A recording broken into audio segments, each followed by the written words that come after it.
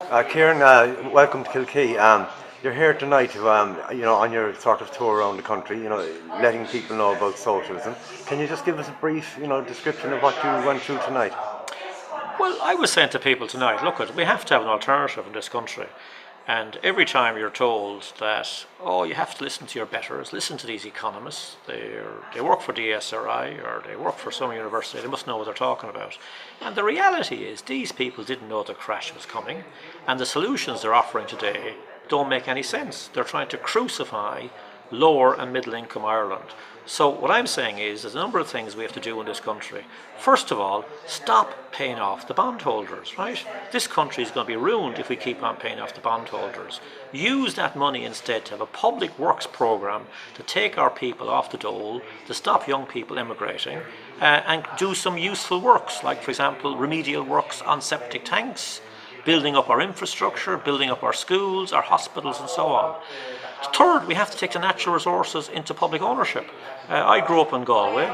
We used to have, our river was owned by a British landlord. We had to go invade that river, have fish-ins, insist that river was brought into the ownership of the Irish people. We should do the exact same thing with our natural resources. We shouldn't let Shell take over our natural resources. So these are solutions that can actually help the people rather than crucify the people as we're having at the moment. There was a little bit in the news today about off Dalkey. They're going to start drilling for oil there, and they're giving the people 21 days notice only to get their objections in, which is a little bit lean now when you consider what could go on out there. I don't know how much money in oil is out there, but there was a little bit about it in the Independent today. Did you see anything about that? I didn't see any of that, about that myself, but I am aware there was a public meeting in the area. I think about 300 people was at it, and the TD that I work with most, Richard Boyd Barrett, is actually a TD for Dunleary, and he spoke at that meeting. And our general view is you shouldn't be citing oil exploration within 8 miles of the coast of any part of Ireland. Yeah, they're talking 6 here. 6, yeah. That's completely against international standards. And secondly, you should cite it well out to sea. And secondly, that oil belongs to the Irish people. It doesn't belong to some exploration company that is bribing governments or bribing politicians. And we want that oil and that gas and all the energy under the sea of Ireland owned by the people of Ireland. Now, there's another thing. There's a bit of an irrational fear of the left in Ireland. Why do you think that is? Do you think it's changing now? Can you feel a change coming in the air? Oh, I think there's a huge change coming. I think that people are beginning to look to the left.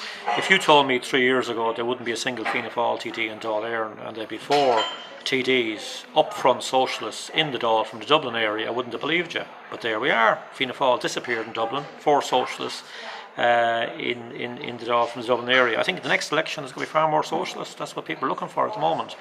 Why is there a fear? Obviously there's a bit of a fear around. One reason why there's a bit of a fear is that we have a media that is run by corporate interests. If you look, for example, at the Irish Independent, it's owned by the 2 biggest tax dodgers in the country, Tony O'Reilly and Dennis O'Brien. These people say they're tax exiles. They say they shouldn't have to pay taxes in Ireland. They own our newspapers though, and they use those newspapers always to present an angle that attacks the left.